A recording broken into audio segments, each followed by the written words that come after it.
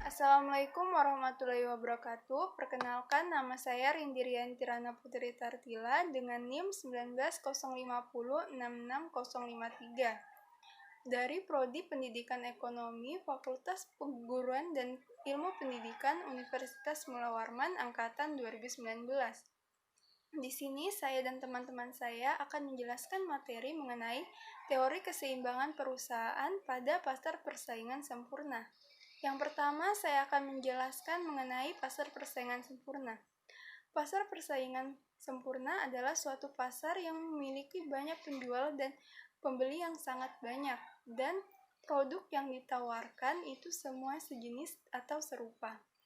Ada beberapa karakteristik dari pasar persaingan sempurna ini. Yang pertama yaitu perusahaan adalah pengambil harga. Harga barang yang ada di pasar ini ditentukan oleh interaksi antara penjual dan pembeli. Karakteristik yang kedua yaitu setiap perusahaan mudah keluar atau masuk. Semisalnya perusahaan mengalami kerugian dan ingin meninggalkan pasar tersebut, maka langkah ini dengan mudah dilakukan.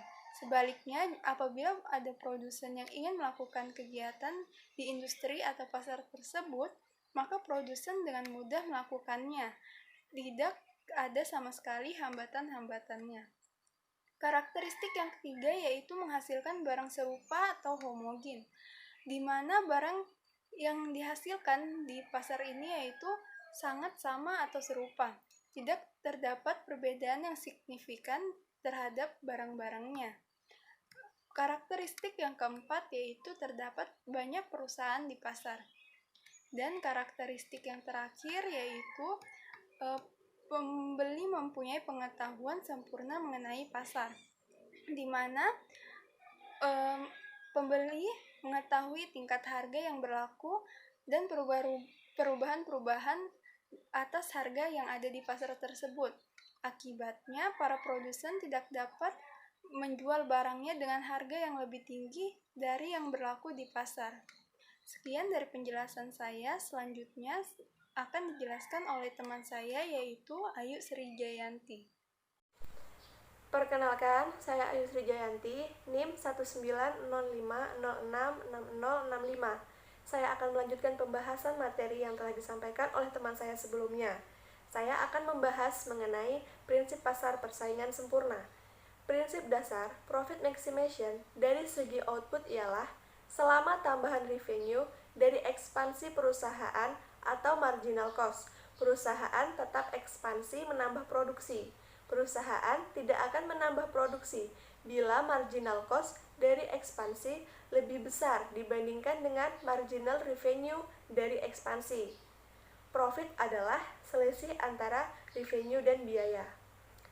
Untuk profit maximization dari segi pengguna input, selama kenaikan penggunaan input atau faktor produksi dalam proses produksi menambah revenue lebih besar dari cost, kenaikan tersebut akan menambah profit perusahaan.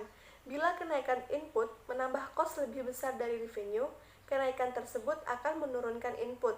Jadi, perusahaan akan memilih tingkat penggunaan di mana tambahan revenue akibat tambahan satu unit input, marginal revenue product atau MRP, sama dengan tambahan biaya akibat tambahan satu unit input, marginal factor cost MFC. Karena pada persaingan sempurna, harga ditetapkan pasar, berarti marginal factor cost dari input sama dengan harga. Pembahasan selanjutnya akan dijelaskan oleh teman saya yaitu Priscilla. Terima kasih Saudari Ayu atas waktu yang diberikan kepada saya, Priscilla Yolanda, NIM 1905066041.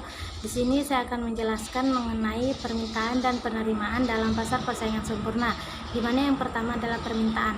Tingkat harga dalam pasar persaingan sempurna ditentukan oleh permintaan dan penawaran. Misalnya kita berbicara mengenai pasar pakaian anak-anak, maka harga pakaian anak-anak ditentukan oleh kekuatan permintaan dan penawaran.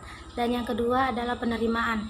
Penerimaan total atau TR per total revenue perusahaan sama dengan jumlah output atau Q dikali dengan harga jumlah atau P, karena harga telah ditetapkan oleh penerima rata-rata dan penerimaan marginal adalah sama dengan harga. Dalam analisa keseimbangan perusahaan ada 4 syarat keseimbangan. Yang pertama dalam keadaan profit, AR lebih dari ATC. Yang kedua yaitu dalam keadaan BEP atau break even point, AR sama dengan ATC dan AR lebih dari AVC. Yang ketiga yaitu dalam keadaan rugi, AR kurang dari ATC dan AR lebih dari AVC. Yang keempat yaitu dalam keadaan shutdown point, AR kurang dari ATC dan AR sama dengan AVC. Untuk lebih mudah memahami syarat keseimbangan perusahaan, di sini kami ada melampirkan contoh soalnya. Yang pertama yaitu untuk menentukan TR. Untuk menentukan TR digunakan rumus P dikali Q. 0 dikali 90 sama dengan 0, 90 dikali 10 sama dengan 900, 90 dikali 20 sama dengan 1800. Begitupun seterusnya ke bawah. Yang kedua yaitu untuk menentukan TC. Untuk menentukan TC digunakan rumus FK ditambah VK. 1200 ditambah 0, 1200. 1200 tambah 400 sama dengan 1600. 1200 ditambah 600 sama dengan 1800. Begitupun seterusnya. Kemudian untuk menentukan AVC. Untuk menentukan AVC digunakan rumus VC dibagi Q. Jadi 400 dibagi 10 sama dengan 40. 600 dibagi 20 sama dengan 30. 900 dibagi 30 sama dengan 30. Begitupun seterusnya ke bawah. Kemudian untuk menentukan ATC, rumusnya yaitu TC dibagi Q. Jadi 1600 dibagi 10 sama dengan 160. 1800 dibagi 20 sama dengan 90. 2100 dibagi 30 sama dengan 70. Begitupun seterusnya. Kemudian untuk menentukan nilai MC. Untuk menentukan nilai MC digunakan rumus delta TC per delta Q. Yang pertama yaitu 1600 dikurang 1200 yaitu 400. 400 dibagi 10 sama dengan 40. 1800 dikurang 1600 sama dengan 200. 20 dikurang 10 sama dengan 10. 200 dibagi 10 sama dengan 20. Begitupun selanjutnya ke bawah. Kemudian untuk menentukan nilai MR.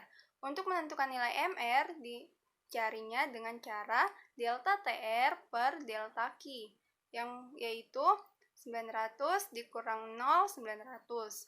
Jadi 900 dibagi 10 sama dengan 90. 1800 dikurang 900 sama dengan 900. 20 dikurang 10 sama dengan 10. 900 dibagi 10 sama dengan 90.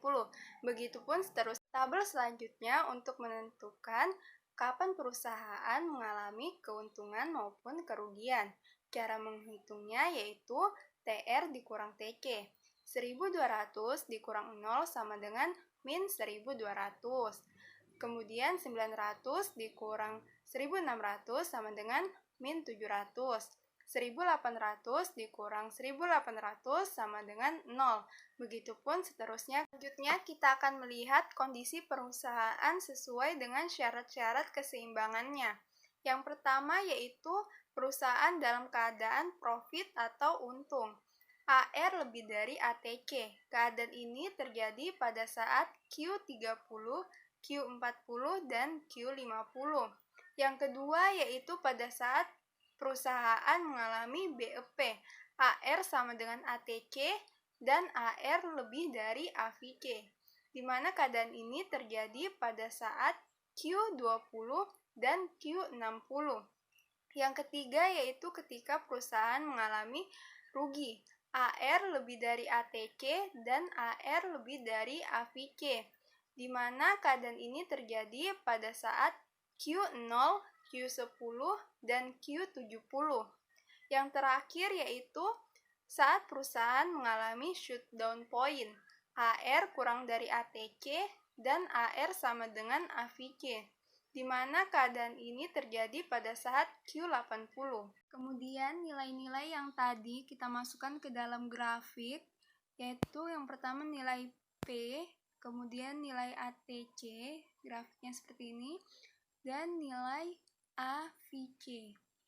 Di sini ketika perusahaan mengalami kerugian, di sini ketika perusahaan mengalami BEP atau tidak mengalami keuntungan maupun kerugian. Di sini perusahaan mengalami keuntungan. Di sini perusahaan mengalami BEP kembali, kemudian mengalami kerugian lagi di sini. Dan ketika grafik AVC sama dengan P, maka disinilah perusahaan mengalami shutdown point atau perusahaan harus menghentikan produksinya. Kemudian, kekuatan dan kelemahan dalam pasar persaingan sempurna terbagi menjadi dua, di mana yang pertama adalah efisiensi produktif. Untuk mencapai efisiensi ini, harus memenuhi dua syarat. Yang pertama adalah untuk setiap tingkat produksi, biaya yang diperlukan atau dikeluarkan adalah yang paling minimum untuk menghasilkan suatu tingkat produksi. Berbagai corak gabungan faktor-faktor produksi dapat digunakan. Dan yang kedua adalah efisiensi alokatif. Untuk melihat apakah efisiensi ini dicapai atau tidak, perlulah dilihat apakah alokatif sumber daya berbagai kegiatan ekonomi produksi telah mencapai tingkat yang maksimum atau belum. Kemudian akan dilanjutkan oleh teman saya. Terima kasih. Assalamualaikum warahmatullahi wabarakatuh. Saya akan melanjutkan materi yang disampaikan oleh teman saya. Perkenalkan, nama saya Sabit Al-Ghifari, NIM 1905066060. Langsung saja. Kekuatan dan kelemahan pasar persaingan sempurna. Menurut Sadana Sukirno dalam bukunya yang berjudul Mikroekonomi, teori pengantar pasar persaingan sempurna memiliki kebaikan dan kelemahan sebagai berikut. Kebaikannya memaksimumkan efisiensi, tingkat kebebasan bertindak dan memilih tinggi, menciptakan distribusi pendapatan yang lebih baik. Kelemahannya tidak menggalakkan inovasi, ada kalanya menimbulkan biaya sosial, pilihan konsumen terbatas, ada kalanya biaya produksi lebih tinggi, ada kalanya distribusi pendapatan tidak seimbang. Contoh kasus, peningkatan permintaan beras. Kegagalan panen akan mengurangi pasokan beras sehingga harga beras akan naik. Tingginya harga beras akan menambahkan beban hidup bagi masyarakat berpenghasilan rendah dan tidak berpenghasilan tinggi.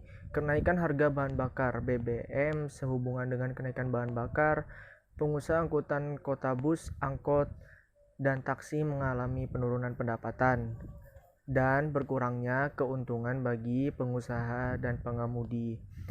Masalah monopoli. Praktek monopolistik akan menghasilkan dominasi pasar atas barang atau jasa tertentu yang diproduksi oleh satu perusahaan. Praktek-praktek monopolistik seringkali merugikan masyarakat dan konsumen. Itu saja yang dapat kelompok kami sampaikan, kurang dan lebihnya mohon maaf. Sekian dan terima kasih. Wassalamualaikum warahmatullahi wabarakatuh.